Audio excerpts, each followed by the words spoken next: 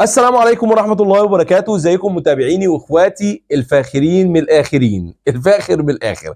كلمة جميلة جدا دايما بتتردد في وداني وبتعجبني من اخونا اللي دايما بيقولها واللي دايما بيسعدني ان اسمعها منه. النهارده عندنا محتوى مهم جدا هنقدمه لحضراتكم، ولكن قبل ما نتكلم عنه ونتكلم عن تفاصيله اتمنى من كل اخواتي اللي بيتابعونا ان هم ينزلوا يصلوا على حضرة رسول الله صلى الله عليه وسلم. الا تنسوا تدعمونا باللايك والاشتراك في القناة، تفعيل زر الجرس، ايقونة القلب، عشان خلاص اقتربنا من شراء الكاميرا، وباذن الله نكون مصدر لتقديم محتوى قوي جدا شكله راقي جدا ينال اعجابكم. تعالوا مع بعض نسمع فيديو النهارده لانه من الفيديوهات المؤثره جدا اللي تسببت في اثاره كبيره وكمان حل لغز مهم جدا موجود في الوطن العربي. تعالوا نسمع تفاصيل فيديو اليوم، اتفضلوا معايا.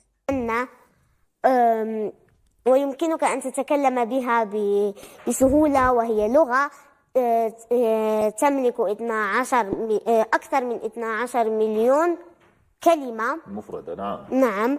وفي اللغات الأخرى لن تصل، حتى يمكن أطول واحدة أن تصل إلى مليون أو أقل، أو 2 مليون مثلا. نعم. جميل جميل. وهي لغة سلسة، نعم، منسابة، سهلة هكذا، لذلك سهلة. أنت تحبينها.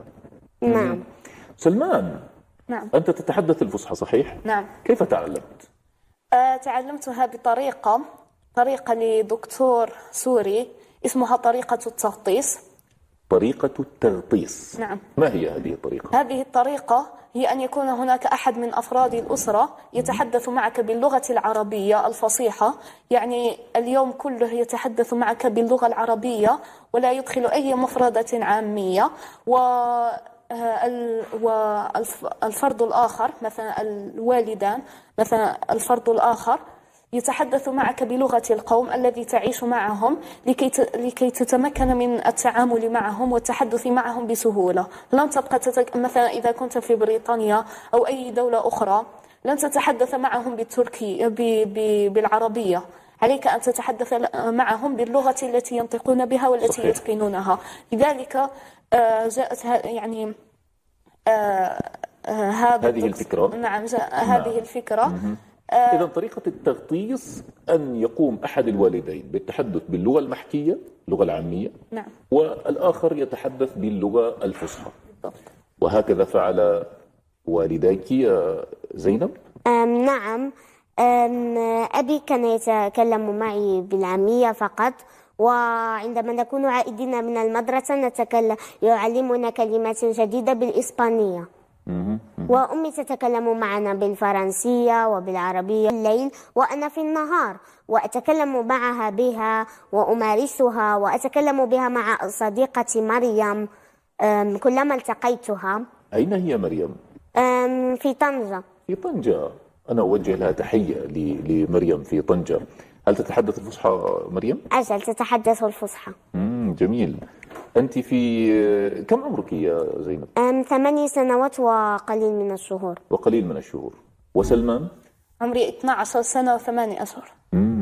سمعت أنك تحفظين من الشعر أو أنك تكتبين الشعر. نعم، أكتب الشعر. ماذا كتبت؟ كنت مريضة ولم أذهب إلى المدرسة. يا إلهي. فلذلك لماذا لا فكرت وقلت لماذا أضيع وقتي أنا فقط على الفراش، يعني لماذا لا أكتب؟ أخذت ورقة وقلم وبدأت بالتأليف، وما ألفت كان من كتاب المتنبي. لا بجد ما شاء الله عليك. من شعر كفى أبلى الهوى علي، لا، كفى بجسمي نحولة. نعم. وأنا قلت كفى بجسمي مرضا، أبلى علي المرض فلم أعد مذكورا، أنا على الفراش أتدهور وأنتم تمرحون.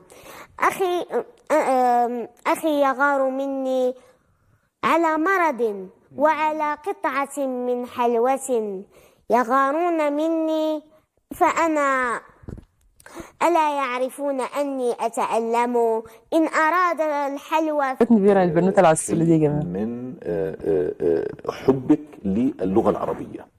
نعم، كتبت. ما رأيك بهذه الفكرة؟ نعم. كتبتي؟ لا، كتبت شعرا آخر والآن سأكتب هذا الشعر. شكرا على الفكرة. نعم. شكرا لك أنت. سلمان، أنت تحفظ شيء من الشعر؟ نعم. ماذا تحفظ؟ أحفظ مجموعة من القصائد، كنت بعضها حفظتها في صغري وبعضها أحفظها الآن. مثلا حفظت قصيدة المتنبي وحر قلبه مما قلبه شبم، وحفظت أيضا قصيدة البستي، وأيضا حفظت قصيدة الأصمعي ما شاء الله، بصوت ما شاء صفير الله. البلبل. صوت صفير البلبل هيج قلبي الثملي أعتقد. نعم. تتحدث الفصحى بالمدرسة؟ ما شاء الله ما شاء الله عليهم نعم. بجد. بالمدرسة. نعم وأصدقائك يستغربون، نعم يقولون لك يا رجل لماذا تتحدث، ماذا تقول، صحيح؟ نعم. وأنت ماذا تقول لهم؟ أقول لهم يعني هذا عادي، لأنها هي اللغة التي أحبها، وأنتم مثلا أنتم تلهون بلغتكم الفرنسية واللغة العامية، وأنا هذه اللغة وأنت لا التي تخجل من أحبها. هذا الشيء؟ لا أبدا. والله لأنك هذه رسالة- تجد هذه أصدقاء رسالة آخرون مهمة يتكلمون بها. لأعزائي الأطفال في كل مكان.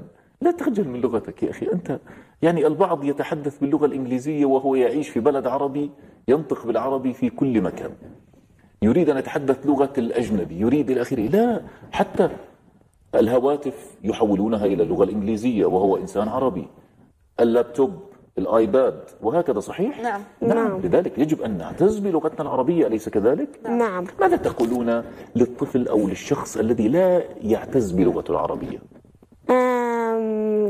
يعني لا يعتز باللغة العربية نعم، أم بلغته؟ يعني باللغة العربية تحديدا.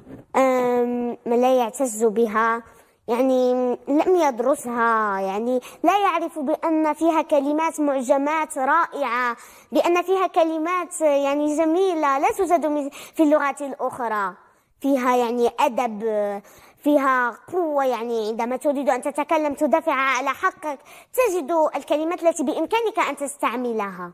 جميل جميل جميل. هذا الاندفاع من أجل اللغة العربية الفصحى نريده في كل بيت حقيقة. أنت تكتبين القصة.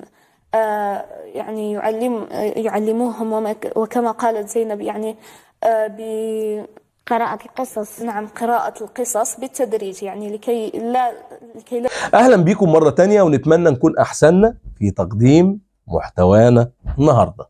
بجد بشكركم جدا على كلامكم الجميل. بشكر كل حد دخل على أيقونة القلب وداس عليها وقدمت المساعدة المادية لتطوير محتوى القناة. بجد بشكركم يا أجمل إخوات في الدنيا. شكرا ليكم على كل كلامكم الجميل الطيب. شكرا لكل حد ساعدنا على إنه هو يقول أنت محتاج دعم. أنا دخلت على أيقونة القلب ودوست عليها وقدمت لك الدعم المادي من أجل تطوير القناة ومن أجل شراء الكاميرا اللي وعدنا حضراتكم بيها بإذن الله.